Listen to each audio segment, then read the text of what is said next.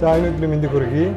Энэ удаагийн манай CapZolbooEP подкастаар Mend.mn эрүүл мэндийн платформын Адъяа-тай оролцож байна. За тэгээд юу бид хоёр ярих вэ гэхээр Mend.mn яаж нийгэмд гарч байгаа энэ эрүүл мэндийн асуудлыг шийдэж байна, ямар үйлчлэгийг хүмүүст хүргэж байна гэдэг талаар ярилцсан. Мэдээж тэгээд багийн уур амьсгал ер нь стартап чиглэлээр ямар явж байгаа талаар тэр талаар хоёулаа ингээд цаан ярилцъя. За өөрийгөө юу гэж танилцуулаач. Окей, за сайн байна уу? Бүгдэнд өдрийн мэнд хүргэе. За намайг Адъя гэдэг Адъя төмөр миний бүхнээр Адъя гэдээ үзэж байна. За 2013 онд тухайн хуучууд эрүүл мэндийн шинжилгээ ухааны сургалт хийсэн. Одоо анаахын шинжилгээ ухааны сургалт болсон те. Анаахын дээд гэж хүмүүс их ярьдаг. Анаахын дээд их хэмжээ мэргэжлэр төгссөн. Дараа нь докторийн эмчийн сургалтаас дүрхсэн.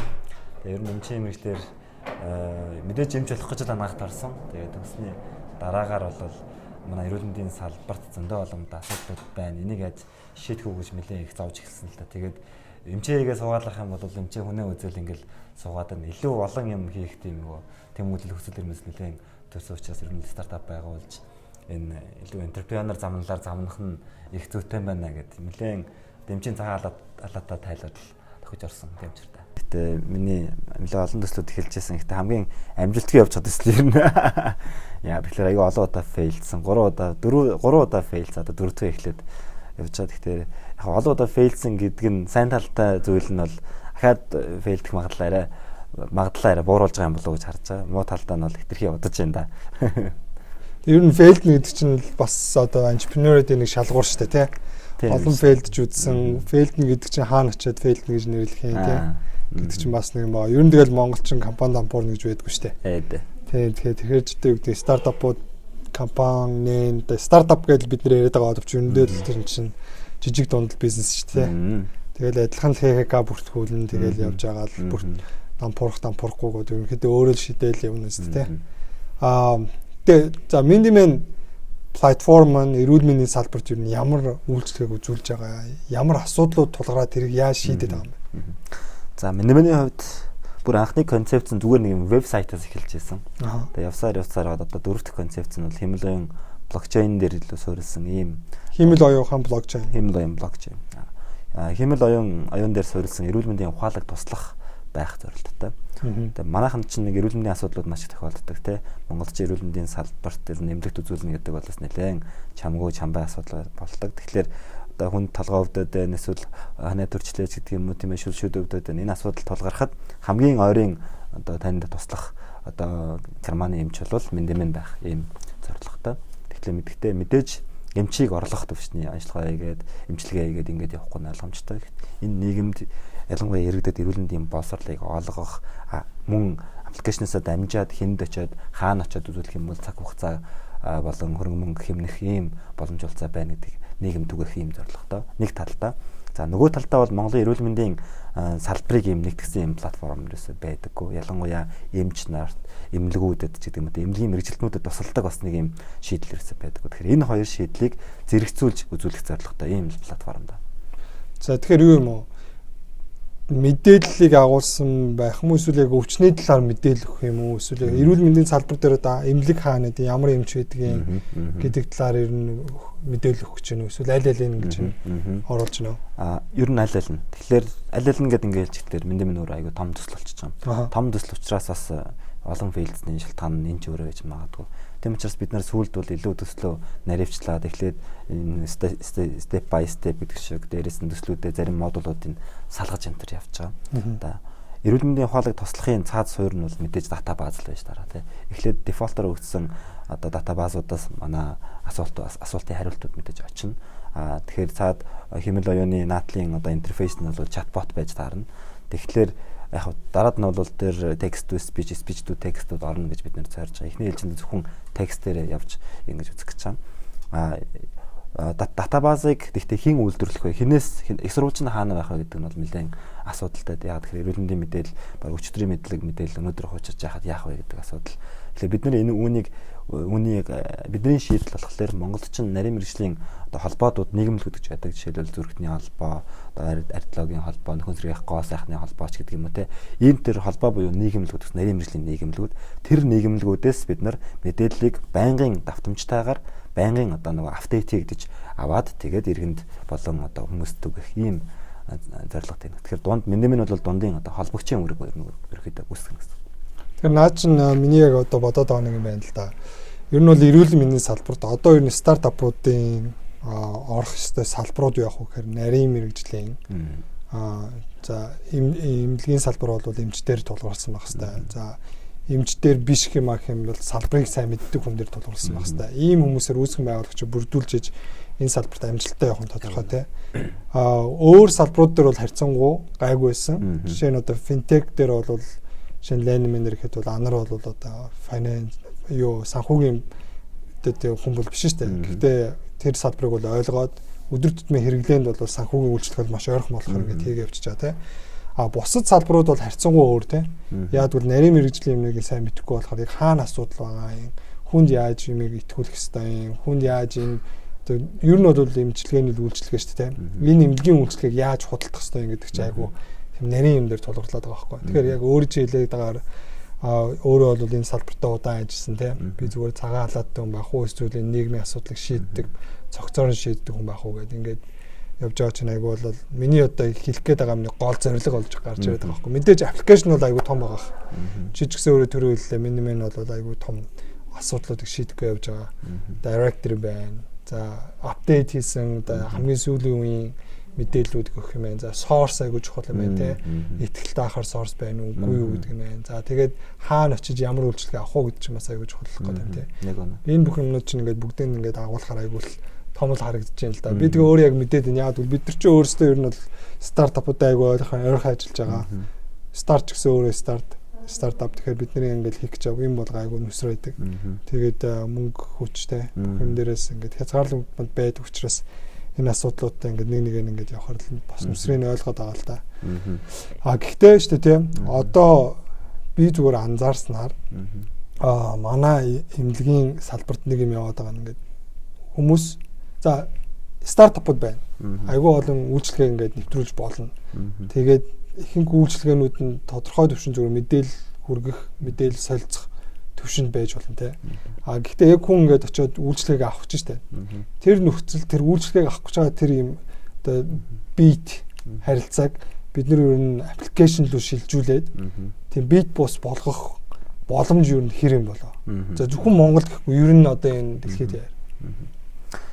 Эрүүл мэндийн ер нь ирээдүйн эрүүл мэндийн салбар зөвхөн Монголын биш тийм ээ. Дэлхийн эрүүл мэндийн салбар хаашаа чиглэж байна гэвэл үнийг тэгэд home care руу чиглэж байгаа. Гэрийн одоо сервис рүү, эмнэлгийн тусламж үйлчилгээний сервис рүү чиглэж байгаа. Магадгүй ирээдүйд энэ том одоо эмнэлгүүдэд ер нь хэн очиж үзүүлэх юм гэхээр нэг бол яралтай тусламжаар тийм ээ. Одоо гэмтдэг юм уу, бэртдэг юм уу, яралтай эмнэлэг орох. Үгүй бол одоо MRI CT гэдэг юм ийм том онцлогоонд орох нөхдүүд. Үгүй бол мэс засал хийх гэж байгаа юм. Ийм нөхдүүд илүү эмнэлэгт очиж үзүүлнэ. Бусад шинжилгээ, амбулаторийн тусламж үйлчилгээ, өдрийн эмчилгээ тийм ээ. Энэ бүх ажлууд ер нь бол гэрээр хийгдэх боломжтой гэж үзэж байгаа. Дэлхий өөрөө тийшээ явж байгаа бол Монгол улс ч гэсэн ялгаагүй тийшээ явах хэрэгтэй гэж харж байгаа. Тэгэхээр өөрөө чи асуултанд бол энэ бол боломж байгаа. Гэхдээ яг өнөөдөр тийм үү гэвэл магадгүй үгүй байх. Ялангуяа Монголын нөхцөлд. Эрүүл мэнд өөрөө тийм үнэнтэй эрүүл мэндийн салбар өөрөө эмнэлгийн тусламж үйлчилгээ өөрөө маш онцгой, маш өвөрмөц, маш сериосны ийм салбар. Аргач хүний эрүүл мэнд, хүний амь настай харилцаж байгаа. Жижигхэн нэг алдаа, жижигхэн нэг эмийн зүгээр тунгийн зөрүү, тийм ээ. 250 мг-аар өгөх ёстой байсан антибиотикийг 500 мг-аар өгөөд хорлоход орно. Жишээд бол ийм жижигхэн датаны одоо алдаанаас болоод маш том эрсдэл үүрэх учраас энэ зүйл маш сегментны, маш мэргэжлийн, тийм ээ, маш одоо олон хүнийг, олон мэргэжилтнүүдийг хамруулсан нэг юмч байгаад бол энэ бол ямар ч хүч. Бүхэл бүтэн салбараараа нийгмийн эрүүл мэндийн нийгмийг бид нар эрүүл мэндийн хүмүүсийг эрүүл мэндийн босрол олох чиглүүлж энэ зүйл биелэлээ болгох. Эмч нарт туслах маш том одоо туслагч бол манайхан совлогч гэж яриад байдаг. Үгүй ээ. Совлогч гэдэг бол тусдаа мэргэжил. Эцсийн дүндээ миний харж байгаагаар бол эмч нарт болон эмнэлгийн мэргэжлүүнд туслах маш том зэвсэг бол технологи. Технологийн хүчээр эмч нар эрүүл мэндийн байгууллагууд хүнээ олоод ирчин. Хүндээ зөвлөгөө өгч чинь. Нэг удаагийн өгсөн зөвлөгөөг 2 өгөхөө болж чинь. Тэгэхээр нэг удаа хүнтэй ингээд хоёулагаа суучааш ингээд ярилцах бөгөөд одоо нэг л удаа датагаа гаргаад өгчих юм бол зөндөө олон 3 сая иргэнд тэр мэдээллийг бүгднийг төгөөчих боломжтой. 3 сая иргэний үүднээс аваад үзвэл нөгөө тулгарсан асуудлаа заавал би нэг таньдаг эмчээс асуух гэж. Би одоо нэг эмч учраас над руу хүмүүсийн залгадаг зовлон тэрэлтэй. Адъя би нэгдүгээр нэлт үзүүлмээр байна яах вэ? Ооч хэрэгтэй байна яах вэ? Хамгийн сайн бөөрийн эмч хэм бэ? Хамгийн сайн хашлын эмнэлэг ер нь хаана вэ? Ийм асуултууд бол намайг ерөөсөө өдөр тутам зовоодаг. Намайг гэдэг нь биш. Ер нь эрүүл мэндийн салбарын бүх эмч нарыг ийм асуултууд дааж байгаа. Тэгвэл энэ асуултуудыг иргэн хинээс асуух вэ? Тэгээ одоо бол аппликейшнээс асуул гэдэг бид нэр одоо концепт тавиад байгаа юм л да. Гэтэл хүн бүхэнд тийм адьяа шиг одоо нөгөө Монгол улсад нэг эмч, нэг бөө төсөл хэрэгжинэ гэдэг шиг нэг өрхт нэг бөө нэг эмч төсөл хэрэгжинэ гэдэг шиг юм байдаггүй юм бол тийм ээ хүн бүхэнд сайн таньдаг эмч байхгүй. Тэгвэл байх боломжийг бид нар хүн бүхэнд үнэхээр маш сайн мэддэг тийм ээ таньдаг эмч Mend.mn-ийг бид нар байлгахыг зорж байгаа. За тэгэхээр миний зүгээр бодож байгаа яг чиний гэртээ эмнэлгийн үйлчилгээг авах боломж гэдэг жааш та. Тэгээд тэрий чинь орлуулж байгаа хамгийн гол юм чинь одоо гэдэг нь wearable device-ууд байгаа шүү дээ. Тэгээд зүгээр хэд өдөрт хэд алхаж чинь, зүрхний цохилт хэр байна. За тэрэн дээр нэмээд нь шүү дээ те. Даралт гаргадаг, даралт үздэг. Тэгээд цуснд байгаа чихрийн хэмжээг үздэг.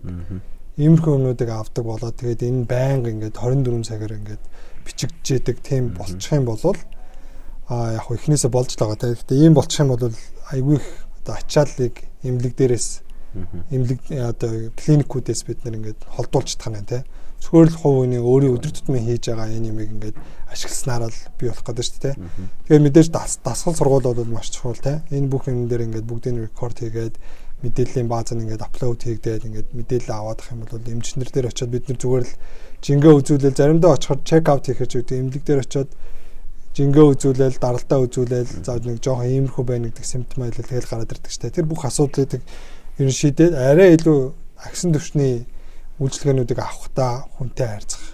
Тийм болох байх. Гэтэ ер нь бол ирээдүйд баг хагалгаа хийхэд ч гэсэндээ те баг роботоор хийдэг дурангийн хагалгаа болгож одоо ингээд юугаар хийж байгаа ч те. Тэгэхээр тэр ч гэсэндээ баг л ямар нэг байдлаар бас IT руу шилжих, технологи руу шилжих тийм рүү ингээд нэвтрхий ороод явчих юм шиг санагдаад байгаа байхгүй надад бодлоо. Магадгүй би энэ дэндүүх төсөөлж бодоод ээж магадгүй. Гэтэ тийм бол айгүй л зүгээр л юм бол баг болон тойроод байгаа юм шиг санагдаж байна. Тэр юм байгаа. Гэтэл нөгөө талд нь юу гэхээр хүмүүсийн зүгээр л одоо энгийнээр нэг бэлдээд гаргацсан байгаа аппликейшн руу ороод за миний одоо зүрх айгүй цоглоодохын энэний талаар нэг уншчихъя те. Энэний талаар би жоохон мэдээлэл авчия. Энийг асууж одоо клиникүүд хаана байна те гэдгийг л одоо миний бодлоор л Mend.mn ингээд агуулсан бүх юмыг өгөхөд бэлэн тэгээд тэрэн дээр мэдээж нэмээд одоо хамгийн одоо тулгадандаад байдаг юм юу гэхээр аль эмч дээр очих юм бол хамгийн сайн бай те гэдэг бол хамгийн одоо рейтинг яг үнэтэй тэр чинь бол тийм юу үйлчлэг бол байгаа юм байгаа. Тэгээ ямар клиник ямар эмч вэ гэдэг чинь хамгийн чухал те.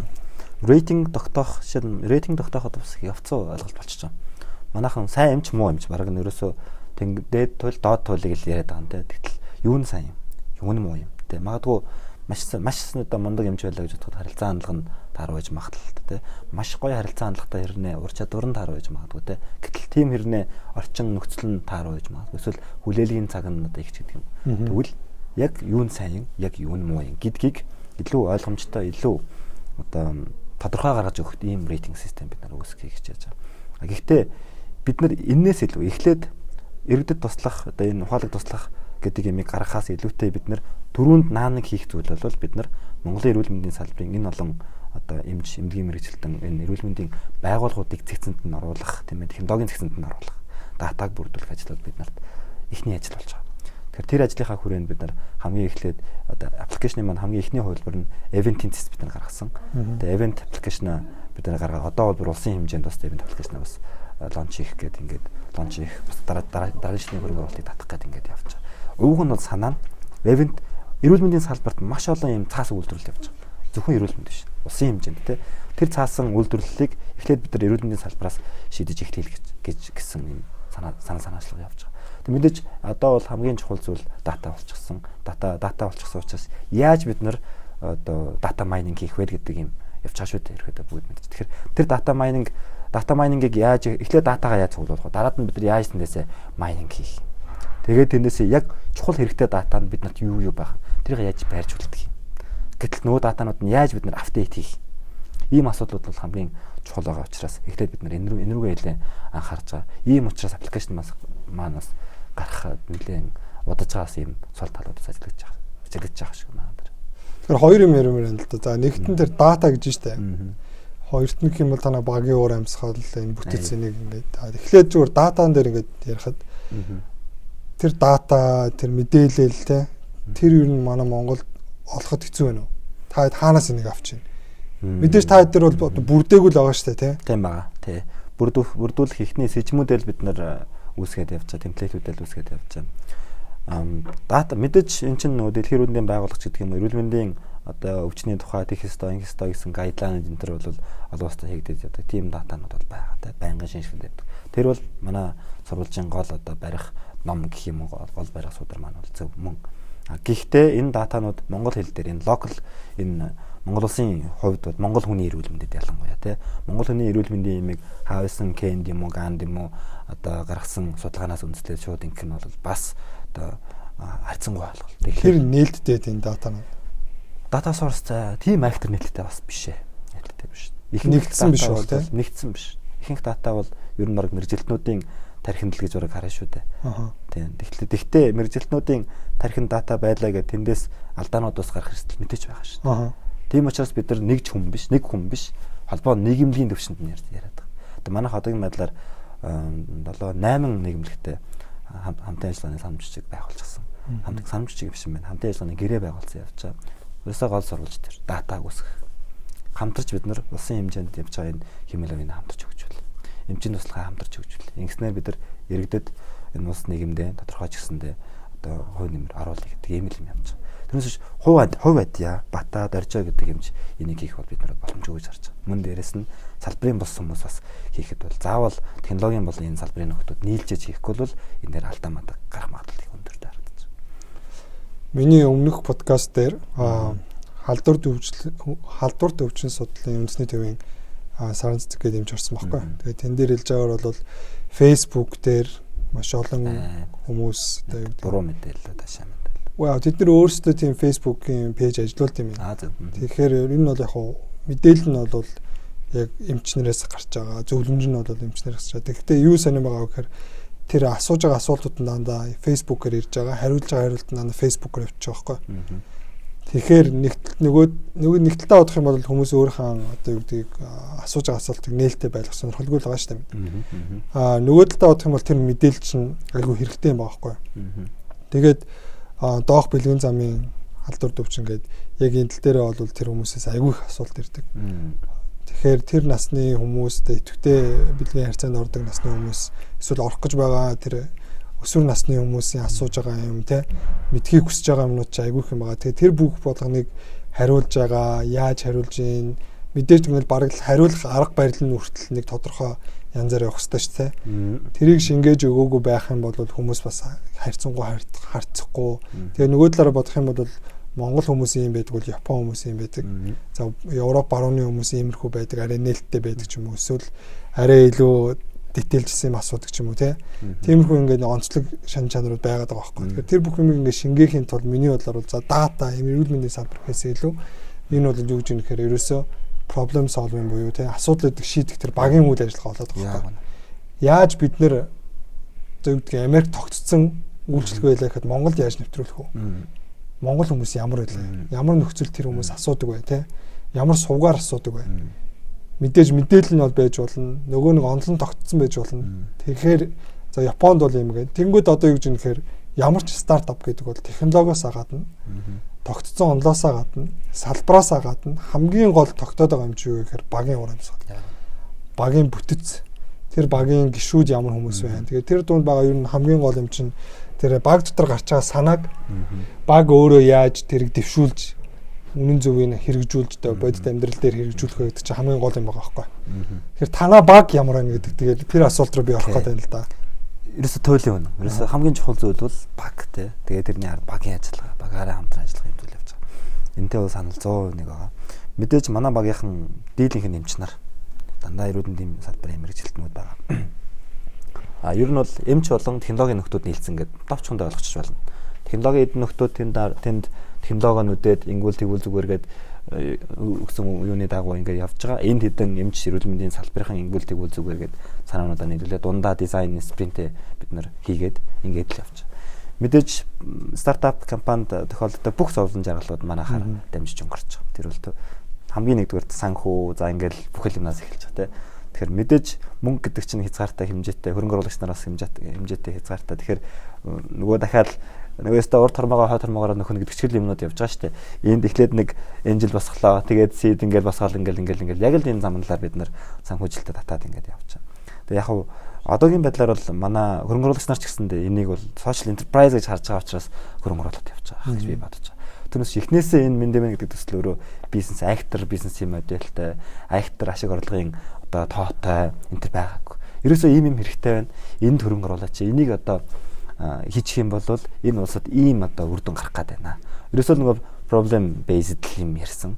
Яг л тэрэнд манайхан гарааны хөрөнгө оруулалт хийгээд явчаа. Цаашдаа дахиад одоо хөрөнгө оруулагч нар бас их сайхан зүйлүүд тохиолдож байгаа. Бид нар бас хамтаа Сингапур явсандаа Сингапурт очиод яг ижил мэргэжлийн бас Сингапурын доктор инновационын аппликейшнтэй бас холбоо үүсгэсэн. Дараад нь Wacare гэдэг Тайваны бас аппликейшнтэй бид нар холбоо тогтоож Монгол бас хөрөнгө оруулагч нараас уулзын ачиг сонирхолтой төслүүд байна гэж ингэ явж. Тэгэхээр бид нар ахицууд бол байгаа. Гэхдээ энэ нөгөө зовлон жаргалаа ста туулаад зарим үед бол буруу харж ойлоод зөв харж инегээд л явах үед зөндөө. Гэхдээ манай баг бол би бол багтаа айгу итгэж байгаа. Их сайхан залуучууд бүгдээрээ сэтгэл зүрх нийлээд хамгийн гол нь тэнд ямар нэг мөнгөний бизнесийн их шиг гэхээс илүүтэйгээр цэвэр Монгол хүний эрүүл мэндийн төлөө зүтгэж байгаа багаараа бахарч байгаа. Тийм баа. Би чинь 19 оны 10 сард MSS-ээр явсан шүү дээ. Тэгээд та pitch хийсэн. Тэгсэн. Тэгээд миний бодлоор бол инхээгийн хийсэн pitch бол айгу гоё болсон. Тэгээд инхээгийн англи хэл айгу сайн байсан. Тэгээд MSS дээр яг би хүмүүсээ ингээ бүртгэж аваад сууж байхад нэг хөрөнгө оруулагч ирчээд тэгээд угаасаа VC-нүүд чинь нэг юм хэгжүүн байдаг шүү дээ. Тэгээд танаа монголчууд ч марг англиар ярьж чадах юм уу? Тэгээд англиар ярьж чадахгүй бол та нарт билээ орчуулагч байгаа мó тэгээдсэн баггүй. Тэгээд нөхөр би тэгээд хойноос яг PG гээд явж хахад хэддэг дээр инжүүлээд би явах хэрэгтэй гарч яхад нь би барьж аваад тэгээд за ирсэн баярлалаа гэдгсэн чи ямар ч гэсэн манай өгсөн тавьсан PG-үүд дээр ингээд англи хэлний юм бол амар гоё байна. Санаа манаа айгу гоё байна. Тэгээд ер нь хэлний асуудалгүй болохоор тэгээд нэгт алхам явчихсан. Хоёрд нь юм бол тавьж байгаа асуудлууд, шийдсэн байгаа арга барилуудад амар таалагдсан өөрт нь.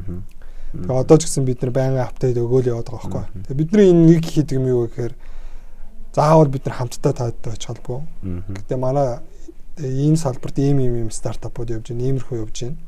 Энэ салбарт ийм явж байна, ингэж байна.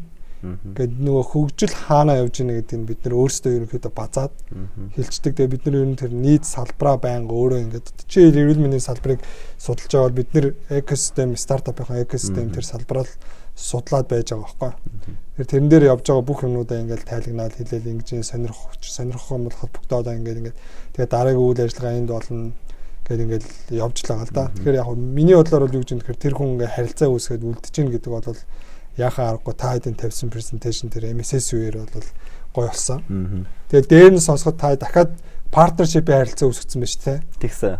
Тэгээд тэр бол хамгийн чухал юм. Би бол хөрөнгө оруулалтаас илүү тэр партнершип бол хамгийн чухал байхгүй. Яагад бол борлуулалтын орлого чинь тээ. Нэг талаараа бодох юм бол хямдхан мөнгө байхгүй.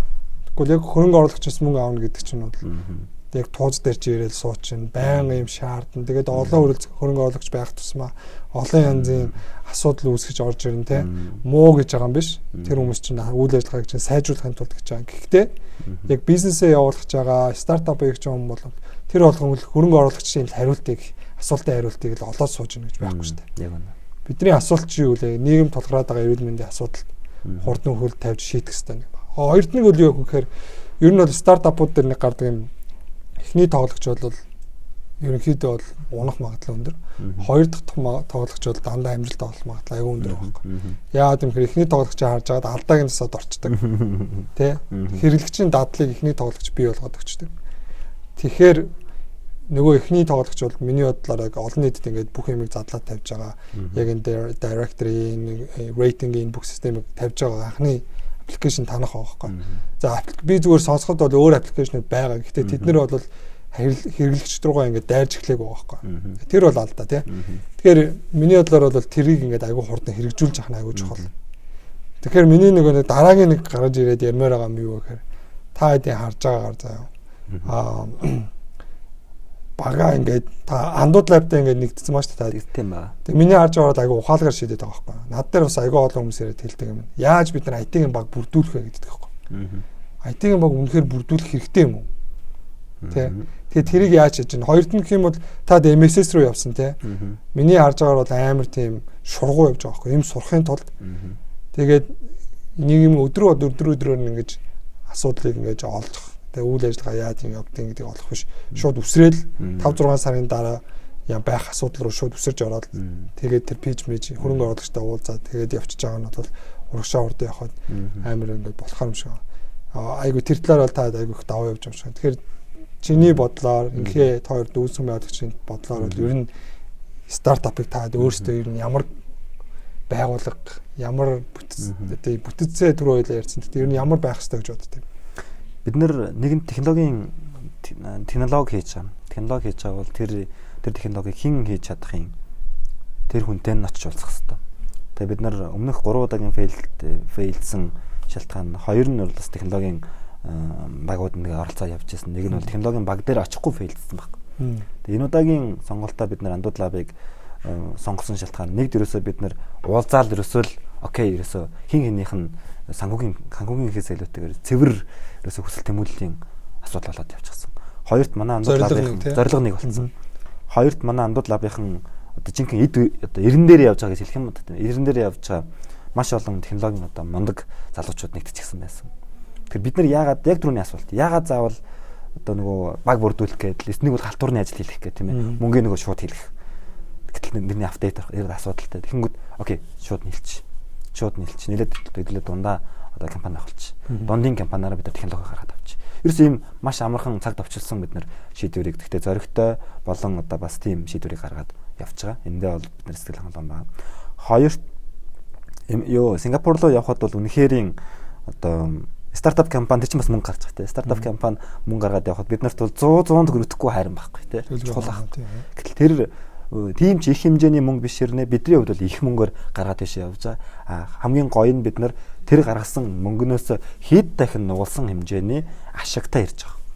Ашиг гэдгийг заавал мөнгөөр харах хэрэггүй шүү дээ. Зүгээр бид нар калчер үзэх тийм ээ. Дэлхий хаана яваа? Олон улсын залуучууд хаана явж байгаа? VC-нүүд гэж юу гэдэг юм? Хөрөнгө оруулалтыг яаж татах юм? Дараад нь бид нар ер нь юу бодох хэвтэй юм? Энэ нэмийг олж авсан.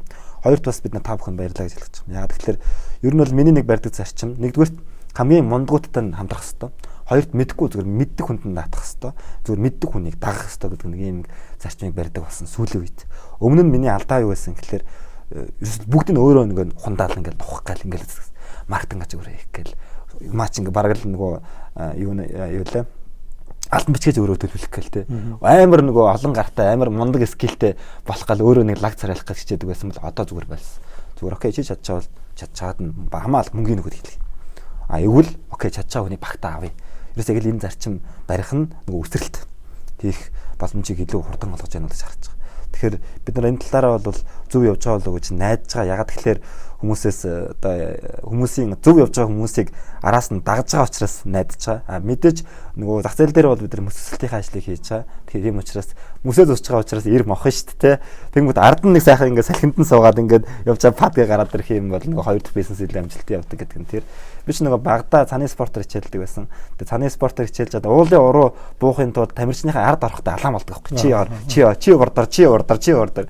Уулын уруу нөхөр улаан ингээд ядарч буун те. Ард нь сууж байгаа хүмүүс сайхан ингээд амраад гой маяа сайхан алгадаад ингээд буучдаг. Урд байгаа нөхөр таягдаалын салхисж байгаа учраас тийм явж ирэхгүй ард нь сууж байгаа зүгээр ингээд сууж явж бариад хөнгөт нь урднараа гүйдэг. Яг ийм тактик цааны спортоор хичээлдэг авах би сурж байсан учраас энэ бол тэгтээ нийгэмд яг энэ зүйлээ бид нар одоо чи төрүүлээд зүс гэдэг хүний хараад байхад хэцүү. Тийм учраас зүсч орж байгаа хэрэгтэй гэж үзэж. Мөцөл угаасаа хэцүү. Гэхдээ хэцүү байлаа гэд яах юм бэ? Энэ улс орныг бид нар хөгжүүлэх гэж бодож байгаа бүгд мөцөлтийн замнаар л явахгүй бол одоо нэг манахны ярьдаг улс төр мөрдөрт ч юм уу нэг иймэрхүү маягаар явах юм бол ч та яаж явах вэ гэж харж байгаа. Зөв. Бас нөгөө талаар нь харах юм бол наа чи тэгтээ чиний бүх хэлж байгаа юм чинь бол яг аргагүй туршлагатай entrepreneur-ийн хэлэх үг байна л да. Яа гэх юм бол яг хүмүүс агүй сонсдог те ингэх хэвээр тэрх хэвээр тэгвэл зүгээрээд ингэ. Гэхдээ яг тэр асуудалтай хүн нүүр тулааг авахд бол хийж ухаардгүй. Ойлгоно ухаарна хоёр ч айгуур авах. Тэгэхээр яхаа аргагүй ухаарсан. Тэр юмар ингэ яваад үтцсэн. Тэгэхээр тэр ухаарлал болох нь миний бодлоор бол тэр нүү failure те. Улсын үр дүн дээр хүн ойлгож байгаа шүү дээ. Тэрийгээ бяцлахаж үзэж байгаа л нээрээ тэх байсан юм байна шүү дээ. Одоо энийг засаад үзье гэл ингээл үзсний дараа ингээл байж байгаа ч шээ те. Нөгөө нэг юм гэх юм бол бас бид нэр ингээд бодохоор эхний хүмүүс юм гэхээр үгүй. Бидний ер нь хийж байгаа ихэнх модельүүд ч юм бол туршигдаад өөр орнууд явцсан байгаа. Бид нар ерөнхийдөө бол copy paste хийх маягийн юм хийж байгаа шүү дээ. Гэхдээ энэ нь бол нөгөө талаараа харах юм бол шинэ зах зээл дээр хэрэглэгчийн дадал үүсээгүй байгаа гэдгээр айгүй тийм бас дахиад шинэ стартап болчихж байгаа байхгүй. Онлайн хувьд хийгдсэн ч гэсэн тийм. Тэгээд бодохоор миний бодлоор бол чиний хэлж байгаа нэг төрүүлээд явах хэрэгтэй гэдэг чинь бас яг ялангуяа энэ зах зээл дээр бол төрүүлээл ингээл аль хор хурдан сураад ингээ явах хэрэгтэй гэдэг чинь яхаа аргагүй хэрэгтэй л зөвлөмжүүд байна л да. Тэгээд хоёулын ингээд үзэж байгаа сонсож байгаа хүмүүс бол яхаа аргагүй айгүйх зөвлөмжүүд авах бах. Тэгээд бас энийг ингэж хийж байгаа нэг шалтгаан юу вэ гэхээр за мэдээж хоёр дахь подкаст гаргах тэр бол чиний түрүүний нэг яриад хэлсэн юм ба штэ ивентинг аппликейшн байгаа гэжтэй. Тэр талаар хоёулаа бас илүү ярих хэрэгтэй юм байна. Манай уянга захирал байгаа тий. Тэгэхээр инхээ захиралтай ингээд тэр хоёр магадгүй үргэлжлүүлээд ярих ах хоёулаа тийш санал болгох юм. Хоёрт нь гэх юм бол өөр олон эрүүл мэндийн салбарт санаа байгаа хүмүүс өөрсдөө янз бүрийн эхлээсэ гэж бодож байна. Хоёрт нь гэх юм бол танаа аппликейшн дээр бас ирээд контентээ нийлүүлээд тий янз бүрийн санаагаа ингээм хамтраад хийгээсэ гэж би бас бодож байна. Магадгүй заавал тусдаа хийх албагүй хамтраад их юм бол хайгуу дээр явах ч байж магадгүй шүү дээ. Тэгэхээр ямар санаа байна те ингээд харилцаад явбал болох ах. Тэгээд чиний одоо Facebook мөгээр холбогдно үстэй. Хоёулаа зураг авахулаад угаасаа би нэгэ тагж тэгэхээр хүмүүс тэр дээр ингээд ороод харна үстэй. Би бол тийм л юм бодож байна л да. Би эндээ ингээд туслаад явах хэрэгтэй. Give first гэдгээр явах хэрэгтэй. Тэгээд тийм бодлоо. За миний одоо эцсийн хэлэх үгнүүд юм байна. Чамаас ямар үгнүүд байлаа. Окей. Монголчууд одоо нэгдэж одоо бол би одоо лаг болж байгаа гэж бодож байгаа. Тэгэхээр ингээл олон хүний амнаас нэгдэх хэрэгтэй. Нэгдээд явъя, нэгдвэл ална гэл ингээл ярьж байгаа те. Give first. Өмнө одоо би шулуух яриад ахнар гэж яриад. Тэгээ ахнар бол илүү нэгднэхээс илүүтэйгээр ингэж эзэрхийлэх, төрөмхийлэх. Ялангуяа ахнарын одоо хөрөнгө оруулагч ахнар энэ төр бол те 51-ийг нэмэхийг авах ч гэдэг юм. Нэг ийм үзлүүд илүү их явах гэдэг юм санагддаг. Магадгүй энэ буруу шимжиж магадгүй. Хэвээ ахнаар сонсч байвал уучлаарай. Гэхдээ хэрвээ ийм байвал энэ зүйлээс татгалзаад илүү нэгдэх рүү орооч. Ялангуяа гарааны бизнес центр бол тийм ээ. Гарааны бизнес 51% өгчүүл яг юу вэ? Гарааны бизнес эхлээгөө сүрэл өстэй. Ер нь бол товчхондоо тий. Гэтэл сая бид нар Сингапурт сурч ирсэн юм бол ерөөсөө гарааны бизнес макс хувь нь 10. Тэгээ 6-аас ер нь 8% бол нормал энтергээ сонсоод ирэхлээр гайхаж ах шээ. Тэгээ монгол хөрөнгө оруулагч сонсвол баг юу хуцаад танд. Товчхондоо тий. Тэгэж чи магадлалтай. Тэгэхээр ерөөсөө яг тийм нэгдэцгаая. Нэгдээд нэг юмыг илүү одоо амжилттай гаргацгаая. Гарааны бизнес нь өөрөө тэмцээд нэг юм продакт гаргах гээд явж хахад яг адилхан нэг юм ингэж гараад ирэх хоорондоо өрсөлдөөл ингээл би нэг татаа унаачдаг. Энэ бол мэдгүй одоо олон улсын сайн туршлага байхгүй болохоор мэдхгүй байна. Гэхдээ зүгээр анзаарснаар бол нэг дов жалганы юм уу, дошны юм уу эсвэл монголчуудын нэг юм муу зан бас энэ дээр гарах гээд байдаг. Тэгээд шулуухын ирэхэд бол жишээ нь Mend.mn бас л мөсөлтийн ажиллаа хийсэн байж таараа финтект те Blend-ийн хувьцаалаа 2 дахин унцаар харж ах шиг байлаа. Өссөн үзүүлэлтээсээ одоо хідэн одоо жижиг бичээл microZelo гэж аппликейшн байх юм бэ. Би ойлгохгүй байна. Юу ч гэх нүг бүрсэн. Энэ яг нөгөө нэг томын тооны үлгэрэл явах гэдэг нь л гэж харж байгаа. Мэдээж ашигтай байж болно. Тэр зээлэгдэг тэр бизнес ашигтай байж болно. Банк бүсийн бизнес гэлээгээд нөгөө нэг бизнесээ татчих байна. Яагаад эсвэл Mend.mn дээр хөрөнгө оруулаад илүү үндэсний корпорацийн төвчний авчиж байгаа болохгүй гэдэг л ийм санаачлагыг хүмүүс тэр банкны салбарынхан үг нь одоо аваад яв. Одоо эм банкас гэж яригдчих ах шиг байна те. Яг энэтэй адилхан манай эрүүл мэндийн салбарт ганц би мэд гэж байгаа юм биш ээ. Зүгээр ер нь нэг төсөл дээр илүү нэгдээд илүү энэ чинь тэгчээ тэр чинь ингэчээгээд бас нөгөө нөхдүүд одоо үүсгэн байгуулсан нөхдүүд ч гэсэндээ нэг юм өмчийн эзэн гэдэг талаасаа биш илүү хуваалцах те sharing economy талаас нь хараад энийгээ түгээн дэлгэрүүлээд нэгдээд яваасаа л гэж хүсэж байна. Мэдээж технологийн энэ зүйл бол амаргүй байдаг юм байна гэдгийг өстой дөрөвдүгээр удаага явж байгаа хүний хувьд үнэхээр юм мэдэрч байна. Актер туршлагатай энтерпренер болцоогүй ч гэсэндээ ямар тач бас нэг алдаа онооны дэнсэн дээр зөндөө юмнууд явж байгаа болохоор хэрвээ хүсэх юм бол хинтээ ч хамаагүй туршлагаас солилцох. Тэгээ fuck up одоо тийм юмудаа хэлэхэд бол өстой нээлттэй байна. Тэгээд амжилт хүсье. За маш их баярлалаа. За гоё юм байлаа. Баярлалаа.